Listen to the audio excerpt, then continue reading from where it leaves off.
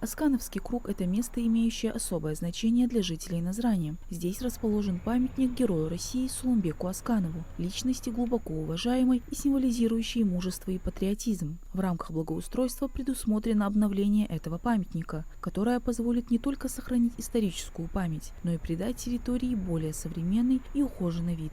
Территория находится скажем так, более-менее удовлетворительном состоянии, но при этом именно вот этот памятник, который там сейчас находится, он уже давно морально устарел и физически тоже. Эти конструкции уже представляют угрозу для автомобилистов и народа, который здесь передвигается.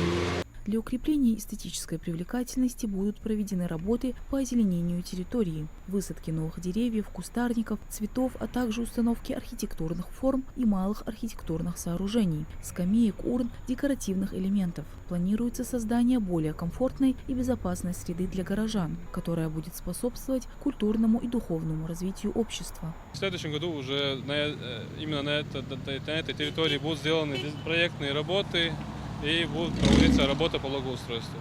Всего в голосовании приняли участие 7 общественных территорий города, и каждая из них претендовала на получение финансирования и внимания со стороны городских властей для проведения масштабных работ по благоустройству. Местное население активно включилось в процесс, каждый мог отдать свой голос за ту территорию, которую считает наиболее нуждающейся в обновлении и улучшении. Второй территорией, подлежащей благоустройству, стала улица Московская. Смотря на данную территорию, мы можем сказать, что здесь будет устроена пешеходная дорожка, освещение, озеленение.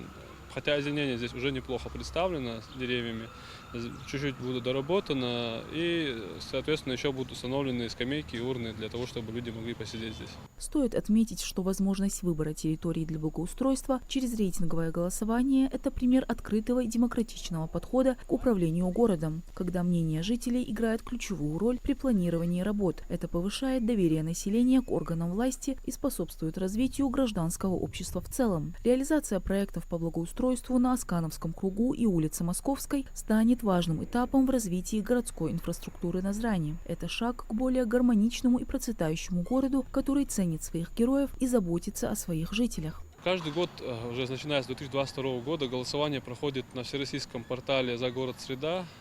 В этом году от города Назрань в данном голосовании поучаствовало где-то 14 тысяч человек. И от всей республики более 60 тысяч человек участвовало в голосовании.